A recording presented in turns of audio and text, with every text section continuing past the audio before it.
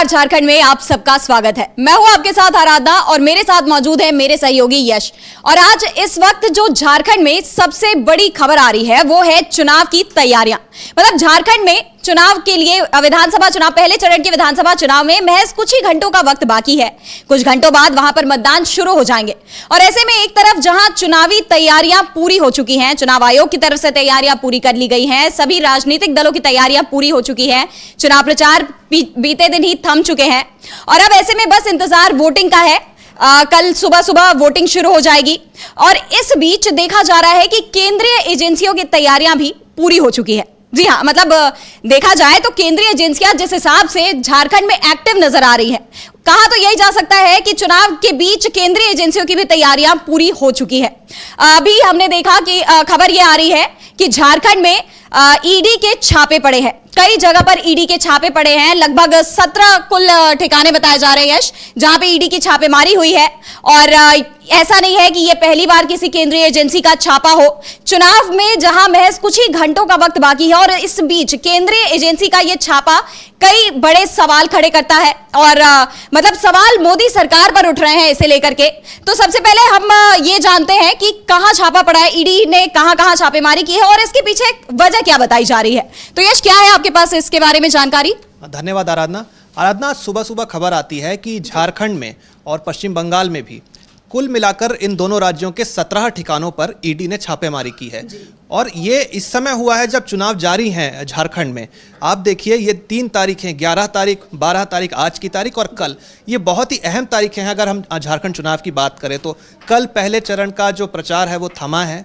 कल भी जो है चुनाव एजेंसी, केंद्रीय एजेंसियों पे आरोप लगाए थे कल्पना सोरेन ने। और अभी आपने देखा था जांच एजेंसियां जो थी कुछ दिन पहले, इन्होंने आईटी की रेड पड़ी थी हेमंत सोरेन के जो पीए हैं सुनील श्रीवास्तव, उनके घर पे। आज एक दिन की मोहलत और कल जो है पहले चरण के जो है मतदान होंगे। इस बीच जो इसकी बीजेपी सरकार की सबसे पसंदीदा एजेंसी जो कह सकते हैं ईडी, जिसको ये बिल्कुल मतलब केंद्रीय एजेंसियों में ईडी सबसे ज्यादा सक्रिय नजर आती है, तो ये एक बार फिर सक्रिय होती हुई नजर आई है। और पश्चिम बंगाल और झारखंड के 17 ठिकानों में इसके छापे पड़े हैं। और कहा यह जा रहा है, ईडी की जो दलील आई है वो ये है कि जो बांग्लादेशी घुसपैठिए हैं उनको लेकर जो मनी लॉन्ड्रिंग का मामला है उसके तहत हमने ये छापेमारी की है। लेकिन जो अभी जब चुनाव जारी हैं तो इसको लेकर जेएमएम जो है वो भड़क गया है इस छापेमारी को लेकर। और जेएमएम के नेता हैं मनोज पांडे, उन्होंने जो है करारा जवाब दिया है, बीजेपी को सवाल पूछे हैं और ईडी की इस रेड पर सवाल उठाए हैं। उनका कहना है कि बीच चुनाव में ये कौन सा मुहूर्त निकाला है बीजेपी ने कि ईडी की रेड इसी समय आपको करनी है। जी बिल्कुल, ईडी की जो ये रेड है इसे लेकर के कई तरह के सवाल उठ रहे हैं। मनोज पांडे की बाइट हमारे पास है, हम आपको सुनवाते हैं कि मनोज पांडे का क्या कहना है कि केंद्रीय एजेंसी ईडी की जो ये छापेमारी हुई है मतदान से महज एक दिन पहले। तो आइए सुनवाते हैं क्या कहा मनोज पांडे ने। बांग्लादेशी घुसपैठ से जुड़ा हुआ टाइमिंग जो है वो बहुत क्रूशियल है। सबसे बड़ी बात वही है, सबसे अहम जो विषय है कि ठीक इलेक्शन के पहले आप इस तरह की कवायद करते हैं, सिर्फ एक नैरेटिव सेट करने का प्रयास करते हैं। अभी तक के जो भी कवायद केंद्रीय एजेंसियों ने किया है, कहीं कोई न जब्ती है, न कुछ मिला, न कुछ स्टैब्लिश कर पाए ये लोग। लेकिन केंद्र सरकार का दबाव और उस दबाव के आगे झुकना पड़ता है केंद्रीय एजेंसियों को और इस तरह के कारनामे देखने को मिलते हैं। क्यों इतना परेशान, क्यों इतना हताश, क्यों इतना निराश, क्यों इतनी डरी हुई है भाजपा, समझ से परे है। अरे राजनीति में हार जीत लगा रहता है, आप एक बार फिर बुरी तरह हार रहे हैं। इस बात को, इस सच्चाई को स्वीकार करने की जरूरत है। अगले 5 साल बाद की तैयारी कीजिए आप। इस बार तो आपका कहानी खत्म है। आप हेमंत सोरेन से, कल्पना सोरेन से, हमारी पार्टी से, हमारे गठबंधन से आप लड़ रहे हैं, आप परास्त हो चुके हैं। आपका जो पूरा कुनबा दिखता है, आयातित कुनबा, तमाम राज्यों से लोग आ रहे हैं, यही बतला रहा है कि आप हार रहे हैं। रांची में नुक्कड़ गली में घूमना पड़ रहा है प्रधानमंत्री महोदय को। पहले कभी ऐसा हम लोगों ने राजनीति में नहीं देखा था। प्रधानमंत्री का इतना गिरता हुआ स्तर हम लोगों ने नहीं देखा था।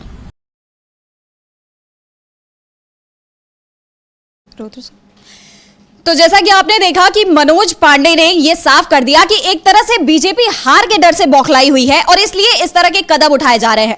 यानी बीजेपी के इशारे पर केंद्रीय एजेंसियों के छापे पड़ रहे हैं, क्योंकि देखा यह जा रहा है कि ज्यादातर छापे जेएमएम के नेताओं के घर पड़ रहे हैं। इंडिया गठबंधन के नेताओं को टारगेट किया जा रहा है एक तरह से इन छापों से। तो ऐसा कह रहा है विपक्ष का कि केंद्रीय एजेंसियों का इस्तेमाल करके बीजेपी जो सत्ता पक्ष में झारखंड में इस समय सत्ता पक्ष में है, जेएमएम इंडिया गठबंधन की सरकार है, तो उसको टारगेट करने की कोशिश कर रही है, कमजोर करने की कोशिश कर रही है। यही आरोप मनोज पांडे ने भी लगाया है और उनका कहना है कि बीजेपी को अपनी हार दिखाई दे रही है, इसलिए वो इस तरह के कदम उठा रही है। तो ऐसा मतलब ऐसा क्यों है, बीजेपी को ये डर क्यों लगना चाहिए यश? देखिए, मनोज पांडे ने जो बात कही है कि बीजेपी को अपनी हार का डर सता रहा है, और इस हार के डर के पीछे जो सबसे बड़ी वजह है वो ये है कि जेएमएम की जो अभी सबसे बड़ी नेता बनकर उभरी हैं कल्पना सोरेन, जो इनका अभी हमने उठान देखा है झारखंड की राजनीति में, और सबसे ज़्यादा डिमांड में अभी कल्पना सोरेन चल रही हैं। आपने पहले फेज़ में इनकी जो रैलियां देखी होंगी उसमें ऐसा जन समर्थन इनको मिला कि आप इनके मैदान में देखेंगे, इनकी रैलियों में तो मैदान छोटा पड़ जाए और इतने ज़्यादा लोग नज़र आते थे। और ये बात जो है बीजेपी को कहीं ना कहीं जो है कचोट रही है और ये बात उनको हजम नहीं हो रही है।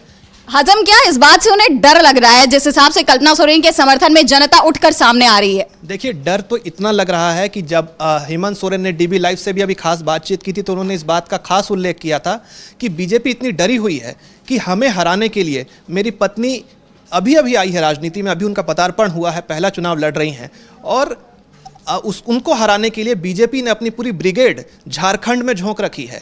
इनके तकरीबन 1.5 दर्जन सीएम बीजेपी शासित राज्यों के उन्होंने पूरे, इंक्लूडिंग हिमंता बिस्वा शर्मा और सीएम योगी, ये सब के सब आके यहाँ पे प्रचार कर रहे हैं कल्पना सोरेन को हराने के लिए। लेकिन इसके बावजूद कल्पना सोरेन की जो लोकप्रियता है वो कम नहीं हो रही है, और 15 के 15 इनके सीएम आकर भी प्रचार करें तो भीड़ उनकी तरफ नहीं आकर्षित हो रही है, वो कल्पना सोरेन की ही सभाओं में जा रही है।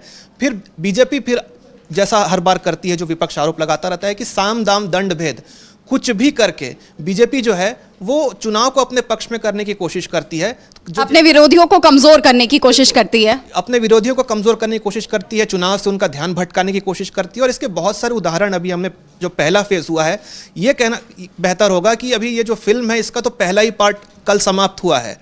अब आज से इसका जो दूसरा पार्ट शुरू हुआ, इसमें क्या कुछ देखने को मिलेगा ये तो अभी आने वाले समय में ही पता चलेगा। लेकिन जो अभी मनोज पांडे जी ने जो कहा, बीजेपी ने क्या कुछ नहीं किया, इनको मतलब यहां तक पीएम मोदी की रैलियों पर उन्होंने कहा कि पीएम मोदी को गली गली में घूमना पड़ रहा है, प्रचार प्रसार करना पड़ रहा है, वो एक डर है बीजेपी के अंदर।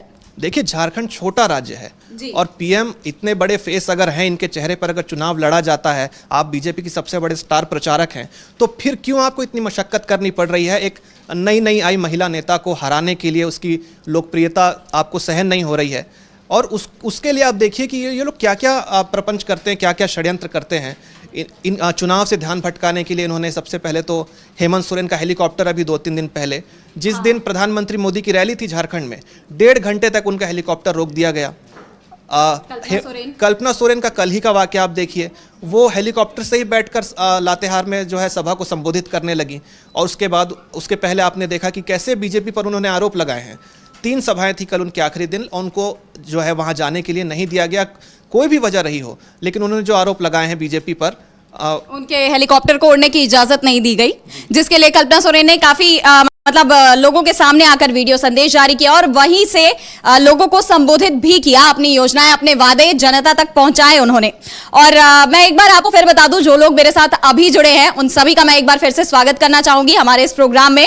और हम फिलहाल बात कर रहे हैं जिस तरह से झारखंड में केंद्रीय एजेंसियों की सक्रियता है, और चुनाव के महज कुछ ही घंटों पहले, मतलब मतदान में जब कुछ ही घंटे बाकी हैं, उस दौरान केंद्रीय एजेंसियों का ये जो 17 जगहों पर छापा पड़ा है, इसे लेकर के हम चर्चा कर रहे हैं कि आखिर केंद्रीय एजेंसी की सक्रियता इस वक्त क्यों देखी जा रही है। और इस पर हमने अभी मनोज पांडे का बयान भी जाना, कैसे उन्होंने कहा कि बीजेपी हार की बौखलाहट में ये कह रही है। और सिर्फ मनोज पांडे नहीं, हेमंत सोरेन ने भी इस पर ट्वीट किया है, इससे जुड़ा एक ट्वीट किया है उन्होंने, और विपक्ष के तमाम नेता इसे लेकर के सवाल उठा रहे हैं। ये सवाल आज से नहीं, लंबे वक्त से उठते आ रहे हैं कि बीजेपी केंद्रीय एजेंसियों को अपने हथियार के तौर पर इस्तेमाल करती है। और तो हेमंत सोरेन ने अपनी ट्वीट में क्या कुछ कहा है, पहले हम आपको वो पढ़वाते हैं, उसके बाद हम आगे की चर्चा जारी रखेंगे। तो हेमंत सोरेन ने लिखा कि आखिर कितना और कितनी बार वही घिसी पिटी कहानी, ये खतरे में है, वो खतरे में है, भैंस ले लेगा, कुत्ता बिल्ली ले लेगा, आम ले लेगा, अंगूर ले लेगा, बांग्लादेशी ले लेगा, नेपाली ले लेगा। मतलब 11 साल सत्ता में रहने के बाद भी, विश्व विजेता दल होने के बाद भी धर्म के नाम पर समाज को तोड़कर वोट मांगना पड़ रहा है। मतलब बेशर्मी की हद है। डरा कर वोट कमजोर लेते हैं जिन्हें अपने कार्यों पर भरोसा नहीं है। जी हाँ, तो हेमंत सोरेन ने एक तरह से बीजेपी पर साफ साफ तरीके से निशाना साधते हुए कहा है कि यह डरा धमकाकर वोट लेने की कोशिश है। इन्होंने कहा है कि बांग्लादेशी ले लेगा, नेपाली ले लेगा। ये शब्द सबसे अहम है इनकी ट्वीट में, क्योंकि बीजेपी लगातार यह आरोप लगाती आई है कि इंडिया गठबंधन के नेता, हेमंत सोरेन की पार्टी जेएमएम, इनके नेता ये सभी झारखंड में बांग्लादेशियों को सहयोग कर रहे हैं, उनकी मदद कर रहे हैं, बांग्लादेशी घुसपैठियों की मदद कर रहे हैं। और ईडी की जो ये रेड पड़ी है, ईडी का कहना यही है कि ये बांग्लादेशी घुसपैठियों से जुड़े मनी लॉन्ड्रिंग के मामले से संबंधित रेड है ये। तो ऐसे में हेमंत सोरेन का ये ट्वीट भी काफी मायने रखता है। उन्होंने पूरी तरह से बीजेपी की इस रणनीति पर ही सवाल खड़े कर दिए हैं कि आखिर कब तक ये इस तरह से झूठ बोलकर, वही घिसी पिटी कहानी बोलकर वोट हासिल करने की कोशिश करेंगे। तो आपको क्या लगता है कि हेमंत सोरेन ने जो ये बातें कही हैं वो कहां तक सही हैं, कहां तक ये मतलब इस चुनाव के नजरिए और इस वक्त केंद्रीय एजेंसियों की सक्रियता को देखते हुए किस हद तक सही है? देखिए आराधना, हेमंत सोरेन ने ये जो ट्वीट किया है, इसका सार तो यही निकलता है कि बीजेपी इस झारखंड के चुनाव में मुद्दा विहीन हो चुकी है। अगर इनके पास मुद्दे होते तो ये अपने मुद्दों पे चुनाव लड़ती, ठोस मुद्दों पे बात करती, जनता की जो सरोकार के मुद्दे हैं उन पर वोट मांगती। लेकिन ये जो है अपने पुराने ढर्रे की ही राजनीति जारी रखी हुई है कि जैसा आरोप लगा रहे हैं हेमंत सोरेन कि जैसे लोकसभा चुनाव में जो मिला, ये आपकी भैंस चुरा लेंगे, आपका मंगलसूत्र चुरा लेंगे, धर्म खतरे में है, ये खतरे में है। तो ये जनता के मुद्दे नहीं हैं। और जनता के मुद्दों पे अगर आप बात करें तो फिर बात बनती है, क्योंकि जनता के मुद्दों पे ही अगर हम बात करें तो कल जो है मैया सम्मान योजना की चौथी किस्त जारी हुई है। तो इस पर भी हेमंत सोरेन का कहना है कि हम तो जनता के मुद्दों पे बात कर रहे हैं, हम तो महिला सम्मान की बात कर रहे हैं, देखिए हम तो उनके खातों में पैसे डाल रहे हैं, लेकिन आपके मुद्दे क्या हैं? आप तो इन्हीं चीज़ों के बारे में बात करते हैं कि भैंस चुरा लेगा, कुत्ता चुरा लेगा, बिल्ली चुरा लेगा। तो एक तरह से इनका आरोप यही है कि बीजेपी के पास कोई मुद्दा नहीं है, इनको ये इन केन प्रकार कुछ भी साम दाम दंड भेद करके चुनाव जीतना है। और उसके लिए सारे इनके जो जांच एजेंसियां हैं और जो इनके तमाम पैंतरे हैं जोड़ तोड़ करने वाले, ये उन सभी पैंतरों को आजमाने में लगी हुई है। जैसा कि कल कल्पना सोरेन ने भी कहा था कि ये ना सिर्फ हम देख रहे हैं बल्कि पूरी जनता देख रही है और इसका जवाब बीजेपी को देगी वो इस चुनाव में। मतलब कहीं ना कहीं बीजेपी के पास जो ये मुद्दे नहीं है, जनता के मुद्दे तो वो उठा नहीं रही है, तो वही विपक्षी दलों पर हमलावर है। ये बीजेपी की पुरानी रणनीति है और सिर्फ झारखंड नहीं, हर राज्य में ये देखा जा रहा है। इस तरह की रणनीति पे वो इसी ढर्रे पे चल रही है। और ऐसे में अब केंद्रीय एजेंसियों को जिस हिसाब से उसने इस्तेमाल किया है, उसे लेकर के सवाल तो खड़े हो गए हैं। बीजेपी एक तरह से केंद्रीय एजेंसियों का इस्तेमाल कर विरोधी दलों को कमजोर करने की कोशिश में है। और वही अगर जेएमएम के नेताओं को देखें तो वो अपनी योजनाओं को ज्यादा से ज्यादा लोगों तक पहुंचाने का काम कर रहे हैं, प्रमोट कर रहे हैं अपनी योजनाओं को। और जैसा कि आपने जिक्र किया यश, मैया सम्मान योजना का, ये योजना काफी चर्चा में रही है पिछले कुछ वक्त से। और इस पर अभी कल सोमवार को इस पर चौथी किस्त जारी की गई है, जिसे लेकर के हेमंत सोरेन ने भी जानकारी दी है। हेमंत सोरेन का बयान इस पर आया है, तो हम आपको सुनवाते हैं कि हेमंत सोरेन ने इस योजना को लेकर के क्या कहा है। इन महिला दीदियों ने पंचायत गांव में मुख्यमंत्री दाल भात योजना चला करके गरीबों को फ्री में खाना खिलाने का काम किया। कब जाती राज बचा था और उसी समय हमने संकल्प दिया इस राज्य की सबसे पहले अपनी आधी आबादी महिलाओं को अपने पैर में खड़ा करने का काम करेंगे, उनको मजबूत करने का काम करेंगे। और उसी के परिणाम स्वरूप आज इनके लिए मुख्यमंत्री महिला योजना सम्मान हम लेके आए हैं। आज उसके तहत इस राज्य की 50 लाख से अधिक महिलाओं के खाते में 1,000 रुपया जा रहा है। जा रहा है कि ले जा रहे हैं भैया, बताइए। अभी कल 10 पैसा आने वाला आया कि नहीं? चलिए, बहुत बढ़िया। और हम आपको वादा करते हैं, आप फिर से मधुरा मातो जी को जिताइए, फिर से सरकार बनेगी। सरकार बनने से कोई नहीं रोक सकता। और अगले 5 साल के अंदर आपके खाते में 1-1 लाख रुपया पहुंचाने का हम आपको वादा करते हैं।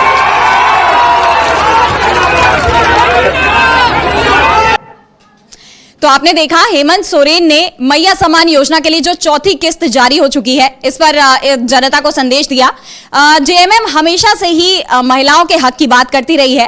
कल्पना सोरेन उनकी जो नेता है वो महिलाओं के लिए एक अहम भूमिका में नजर आ रही है और महिलाओं के अंदर उनके लिए एक अलग जोश भी देखा जा रहा है। कल्पना सोरेन के लिए महिलाओं के अंदर समर्थन भी देखा जा रहा है और इस हिसाब से इस योजना ने उनके इस जनसमर्थन को बढ़ावा देने में काफी हद तक अपनी भूमिका निभाई है, ये भी कहा जा सकता है। और अब मतलब ऐसा भी नहीं है कि सिर्फ जेएमएम ने जो वादे किए हैं, जो उन्होंने बातें कही अपने पिछले चुनाव में, सरकार बनाने के बाद उन वादों को भूल गई हो। वो लगातार अपनी योजनाओं को लागू कर रही है और अभी इस मैया सम्मान योजना को लेकर कांग्रेस सांसद राहुल गांधी ने भी ट्वीट किया है। जैसा कि आप देख सकते हैं कि इंडिया गठबंधन की ये जो सरकार है वो लगातार एकजुट नजर आ रही है। तो इस योजना पर राहुल गांधी की भी प्रतिक्रिया आई है। उन्होंने लिखा है कि झारखंड की माताओं बहनों के खातों में कल मैया सम्मान योजना की चौथी किस्त खटाखट चली गई है। ये योजना महिलाओं को महंगाई से लड़ने और स्वाभिमान के साथ जीने में विशेष रूप से मदद कर रही है, इसलिए हमने इसके तहत मिलने वाली राशि को और बढ़ाने का निर्णय लिया है। दिसंबर 2024 से झारखंड की महिलाओं को 2500 रुपए की समान राशि दी जाएगी। 53 लाख महिलाओं को इस योजना का लाभ मिल रहा है। मैंने पहले भी कहा था और फिर दोहरा रहा हूं, बीजेपी ने जितना पैसा अपने अरबपति मित्रों को दिया है उससे ज्यादा इंडिया महिलाओं, युवाओं, किसानों और गरीबों को उनकी जरूरतों को पूरा करने के लिए देगा। यानी राहुल गांधी ने यहाँ पे ना सिर्फ मैया सम्मान योजना को लेकर के अपनी घोषणा की है, ना सिर्फ इस योजना के बारे में बताया है, बल्कि उन्होंने बीजेपी पर भी निशाना साधा है कि वो लगातार एक आरोप लगाते आ रहे हैं, मोदी अडानी के संबंधों को लेकर के वो तंज कसते आ रहे हैं। और अभी यहाँ पर भी उन्होंने एक तरह से तंज ही कसा है बीजेपी पर कि मोदी सरकार ने जितना अंबानी अडानी को पैसा दिया है, मैं उतना यहाँ की जनता को दूंगा, किसानों को दूंगा, युवाओं को दूंगा, जिनके मुद्दे वो लगातार उठाते आ रहे हैं। तो राहुल गांधी ने और इसके आगे एक तरह से वादा भी किया है कि दिसंबर 2024 में ये राशि बढ़ा दी जाएगी। 51 लाख महिलाओं को फिलहाल ये सुविधा मिल रही है। और अभी ना सिर्फ राहुल गांधी के ये वादे हैं, बल्कि अभी हाल ही में कुछ ही समय पहले कांग्रेस ने अपना मैनिफेस्टो भी जारी किया है झारखंड चुनाव के लिए। उन्होंने अपनी पार्टी ने पहले ही 7 गारंटियां जारी की थी और जिसका विस्तृत रूप से मैनिफेस्टो उन्होंने जारी किया है। यश के पास इसके बारे में कुछ जानकारी है, मैं कहूंगी यश को कि वो आपसे भी साझा करें। देखिए आराधना, कल शाम को जेएमएम ने अपना मैनिफेस्टो लॉन्च किया झारखंड चुनाव के लिए और आज कांग्रेस ने अपना मैनिफेस्टो लॉन्च किया, लेकिन दोनों ही दलों ने मिलकर 7 गारंटियां भी पेश की हैं झारखंड के लिए। वो गारंटियां क्या हैं वो हम दर्शकों को बता देते हैं। पहली गारंटी जो है झारखंड के लिए इंडिया गठबंधन की 7 गारंटियां। पहली गारंटी है गारंटी 1932 पर आधारित खतियान की स्थानीयता नीति लाई जाएगी, सरना धर्म कोड लागू होगा। ये इनकी पहली गारंटी है झारखंड की जनता के लिए।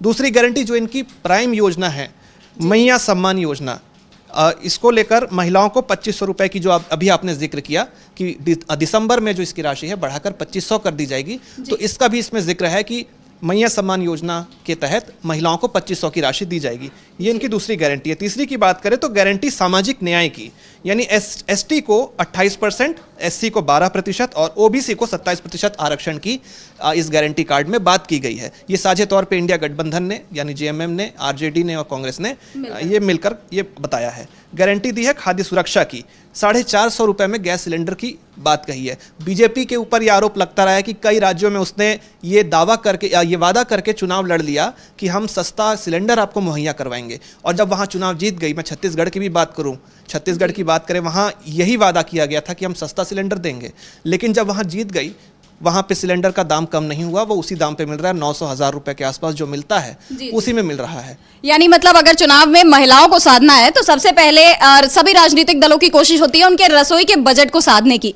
तो बीजेपी ने वादा तो किया कि आपके रसोई के बजट को हम कम करेंगे, महंगाई कम करेंगे, सिलेंडर कम दामों पर देंगे, लेकिन जब एक बार सरकार बन गई तो वो वादे हवा के हवा में रह गए, जमीनी स्तर पर कहीं लागू होते नजर नहीं आए। देखिए, इन्होंने हवाई वादे करके महिलाओं के वोट पा लिए और सरकार बना ली, लेकिन यहाँ आप देखेंगे कि अभी वोट डले नहीं, अभी कल वोट डलेंगे और दूसरे फेज के भी वोट डलने हैं, लेकिन उसके पहले ही जो चौथी किस्त है वो कल डल चुकी है महिलाओं के खाते में। इसके साथ ही वादा ये भी किया जा रहा है कि अब जब दोबारा हमारी सरकार बनेगी तो उसमें हम इस राशि को बढ़ाने का काम करेंगे। तो यहाँ धरातल पर काम होता हुआ दिख रहा है। ये नहीं कि बीजेपी बस कह दे और जब चुनाव जीत जाए तो वादों को ही भूल जाए। अगली गारंटी की हम बात करते हैं, गारंटी सामाजिक न्याय की, इसमें बात करते हैं। माफ कीजिएगा, गारंटी रोजगार और स्वास्थ्य सुरक्षा की है। जी जी। 10 लाख नौकरियों का वादा किया गया है राज्य के युवाओं के लिए। जो बेरोजगारी सबसे बड़ा मुद्दा है और बीजेपी कहती है हम 2 करोड़ नौकरियां दे देंगे, तो झारखंड के लिए जो है साझा तौर पे इंडिया गठबंधन ने कहा है कि 10 लाख नौकरियां हम राज्य के जो बेरोजगार युवा हैं उनको देंगे, और इसके साथ ही साथ राज्य के जो लोग हैं उनके लिए 15 लाख रुपए तक का स्वास्थ्य बीमा भी मुहैया करवाएगी इंडिया गठबंधन। इसके साथ ही गारंटी शिक्षा की, ये इनका अगला वादा है, अगली गारंटी है। सभी प्रखंडों में डिग्री कॉलेज बनेंगे। जी। मतलब अगर देखा जाए तो झारखंड आदिवासी बाहुल इलाका है, वहां विकास की सबसे ज्यादा जरूरत है, और इंडिया गठबंधन ने यही कहा है कि हम आपका विकास करेंगे, चाहे वो शिक्षा के क्षेत्र में हो, चाहे वो महिलाओं के रसोई का बजट हो, चाहे उन्हें खुद आत्मनिर्भर बनाने की बात हो मैया समान योजना के तहत, या फिर युवाओं के रोजगार का हो, खाद्य सुरक्षा का मुद्दा हो। इंडिया गठबंधन की गारंटी उनके विकास की गारंटी है। जी बिल्कुल। देखिए, इसमें गारंटी शिक्षा की जो बात कही गई है, प्रखंड का मतलब होता है जो संभाग होते हैं, हर एक संभाग में ये विश्वविद्यालय खोलने की बात कर रहे हैं। सभी प्रखंड में डिग्री कॉलेज खुलेंगे, ये बात कह रहे हैं। जिला मुख्यालयों में इंजीनियरिंग, मेडिकल कॉलेज और यूनिवर्सिटीज़ बनाने की बात कही जा रही है। अगली गारंटी की बात करें तो गारंटी किसान कल्याण की, वो मुद्दा जिस पर बीजेपी बहुत बुरी तरीके से घिरी थी और अभी भी जो है किसानों ने छोड़ा नहीं है बीजेपी को, और लगातार ये मुद्दा रह रहकर उठता रहता है किसानों का। उस पर इंडिया गठबंधन ने क्या कहा है कि धान की एमएसपी 3200 रुपये कर दी जाएगी, ये इंडिया गठबंधन का वादा है। अन्य कृषि उत्पादों की एमएसपी में 50% तक की वृद्धि की जाएगी। तो ये 7 गारंटियां पेश की है इंडिया गठबंधन ने झारखंड की जनता के लिए। अगर ये चुनाव जीतते हैं तो इन सभी पे काम करने की उन्होंने बात कही है। जी बिल्कुल, ये 7 गारंटियां हैं जिनके साथ मैनिफेस्टो इसके साथ कांग्रेस ने अपना जारी किया है, वहीं जेएमएम ने अपना अधिकार पत्र के नाम से मैनिफेस्टो जारी किया है। इन गारंटियों के आधार पर ये मैनिफेस्टो बनाए गए हैं, और अभी हाल ही में कांग्रेस का जो मैनिफेस्टो आया है इस पर कांग्रेस झारखंड प्रदेश कमेटी के नेता का बयान है। हम आपको पहले वो सुनवाते हैं कि उन्होंने इस मैनिफेस्टो को लेकर के क्या कुछ कहा है। झारखंड प्रदेश के परिप्रेक्ष्य में और विशेषकर आदिवासी मूलवासियों के हित को ध्यान में रखते हुए, जिसमें कई एक ऐसे संगठन और संस्थाओं के द्वारा लगातार कई बातें सड़क में उठती थी, सदन में ऐसी बातें आती थी, इन तमाम बातों को लेकर, विषयों को लेकर मैनिफेस्टो कमेटी झारखंड प्रदेश के सभी जिलों में जाकर चौपाल लगाकर आम जनता के साथ में विचार विमर्श उनके द्वारा किया गया, और एक प्रयास किया गया कि ये जो मैनिफेस्टो हो वो आम नागरिकों का हो और झारखंड प्रदेश के लिए बेहतर साबित हो सके। हमारे जो ड्राफ्टिंग कमेटी के प्रमुख लोगों के साथ साथ हमारे जो मैनिफेस्टो कमेटी के सदस्य हैं उनके द्वारा जो विभिन्न जिलों से जो रिपोर्ट आया, उस रिपोर्ट को बेहतर तरीके से समीक्षा करते हुए उन महत्वपूर्ण बातों को, उन महत्वपूर्ण विषय को, ये जो आज के मैनिफेस्टो जो हम जारी कर रहे हैं उसमें लिया गया है। और हमें लगता नहीं, हमें पूरा यकीन है कि ये आम जनता से लेकर आप पत्रकार भाइयों के बीच भी अगर ये जाएगा, आम नागरिक के पास भी, तो राज बनने के बाद बेहतर मैनिफेस्टो साबित होगा। और विशेषकर हमारे आदरणीय राहुल गांधी जी का निर्देशानुसार हमने घोषणा पत्र को रियलिस्टिक पर विशेष रूप से उसको जोर दिया है, और जिस चीज को हम कर सकते हैं और जिसको किया जाना है इस राज्य के लिए, जो आज तक लोग उपेक्षित महसूस करते हैं, चुनाव क्षेत्र में जाने में लोगों को उन चीजों की बातें सुनने को आता है, वैसे महत्वपूर्ण बातों को इस पर घोषणा पत्र में लिया गया है। और इसमें मैंने पहले ही कहा कि यहाँ के आदिवासी मूलवासियों के साथ साथ जो लंबे समय से जो हमारे दूसरे प्रदेश से लोग भी रह रहे हैं उनका भी ख्याल रखा गया है। घोषणा पत्र में किसान, मजदूर, छात्र से लेकर आपके सभी और विशेषकर सभी वर्गों का इस पर आपका समाहित किया गया है।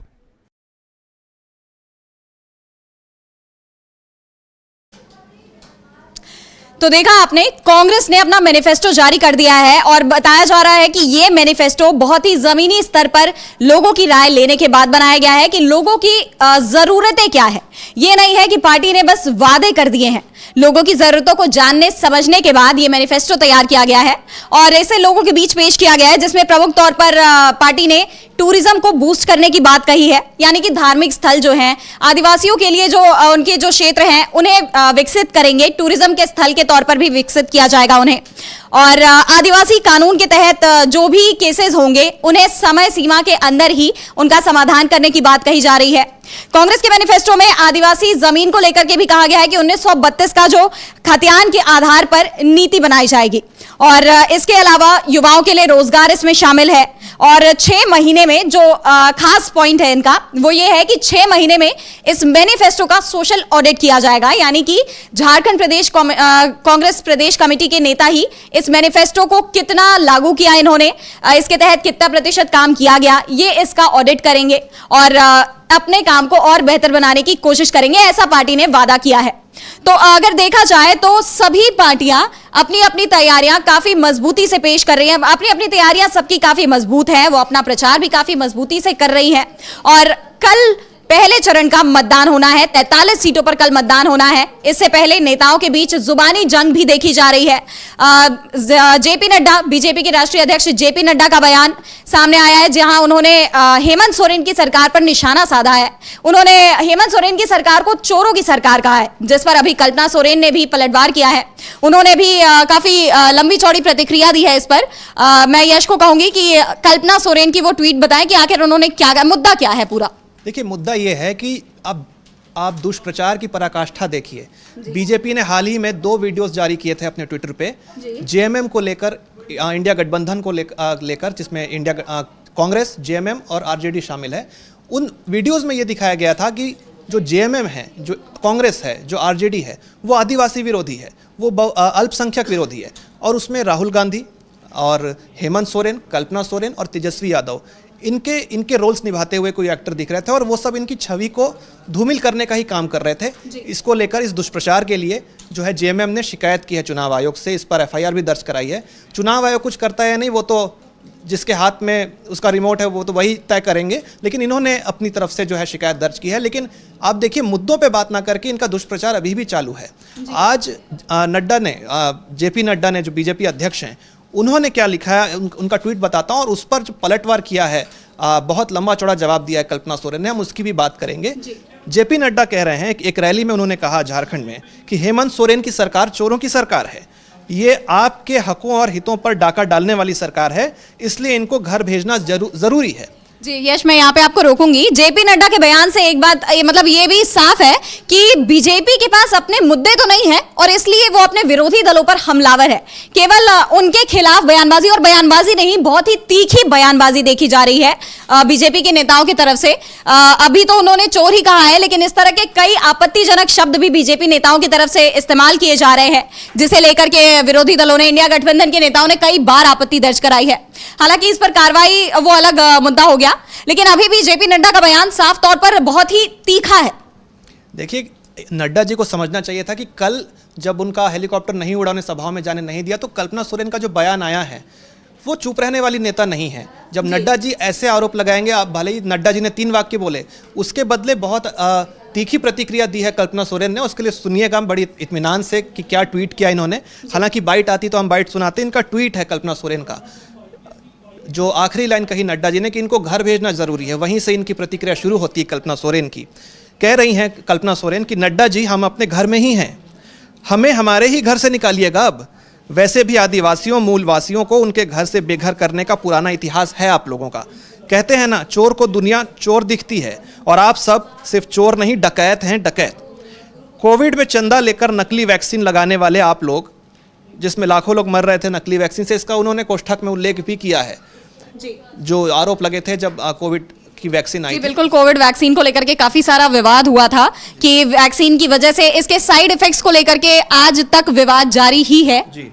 और आगे लिखती हैं कल्पना कि माल्या से लेकर सहारा का पैसा लूटने वाले आप लोग, यानी एक आरोप लगाया इन्होंने, एक बयान किया, तो पूरा कच्चा चिट्ठा खोल कर रख रही हैं कल्पना सोरेन। माल्या से लेकर सहारा तक का पैसा लूटने वाले आप लोग, इलेक्टोरल बॉन्ड से खरबों की लूट खसोट करने वाले आप लोग, अरबपतियों के हाथों में देश को बेच देने वाले आप लोग, लगातार हो रहे ट्रेन दुर्घटनाओं में आम जनों को मारने वाले आप लोग, झारखंड के आदिवासियों को जंगली कहने वाले आप लोग, पूरे देश में आदिवासियों मूलवासियों का खनिज लूटने वाले आप लोग, कारगिल में कफन लूटने वाले आप हम पर उंगली उठाएंगे, नकली दवाइयां बेच खरबों कमाने वाले आप लोग, देश में नशा का कारोबार फैलाने वाले भी आप लोग, हमारे विकास कार्यों की बराबरी करिए, अपने कार्यों का हिसाब दीजिए जनता को, वरना चुल्लू भर पानी रखिए, क्योंकि जिस तरह समाज तोड़ने की आप साजिश रच रहे हैं, चुल्लू भर पानी ज्यादा ही होगा। यानी यही जो कहा जा रहा है कि अब मुद्दों की राजनीति नहीं कर रही है बीजेपी, हवाई बातें कर रही है, उस पर क्या से बयान की राजनीति कहा जा सकता है। बस गाल बजाने वाली जो राजनीति कहते हैं कि जुबानी जमा जुबानी खर्च कर रही है, कोई ठोस बात कर नहीं रही है बीजेपी, और उसका बहुत ही करारा जवाब दिया है। क्या क्या मुद्दे कल्पना सोरेन ने गिना दिए हैं, शायद नड्डा जी दोबारा इस तरह के बयान देने से पहले एक बार सोचेंगे। जी बिल्कुल, जिस हिसाब से नड्डा का बयान आया था उसी हिसाब से तीखी प्रतिक्रिया कल्पना सोरेन की तरफ से दी गई है, और मतलब उन्होंने एक तरह से साफ कर दिया कि आप मुद्दों की बात करिए, आप विरोधी दलों पर निशाना इस हिसाब से मत साधिए, मुद्दों की बात करिए। और उन्होंने चुनाव के नतीजों को लेकर भी एक तरह से चुनौती ही दे दी है कि वरना बाकी तो जनता ये बात साफ कर ही देगी। और अगर देखा जाए तो चुनौती तो बीजेपी को सचमुच मिल रही है। 43 सीटों पे कल जो चुनाव होने हैं उनमें से 43 सीटों में कई सीटें हॉट सीट जो कही जा रही हैं, उसमें कई जगह पर बीजेपी को काफी कड़ी टक्कर देखने को मिल रही है, जिसमें मतलब आपको क्या लगता है यश, कौन कौन सी सीटें ऐसी हैं जहां बहुत ही कड़ा मुकाबला है? देखिए आराधना, आज कल 43 सीटों पर 43 सीटों पर वोटिंग है।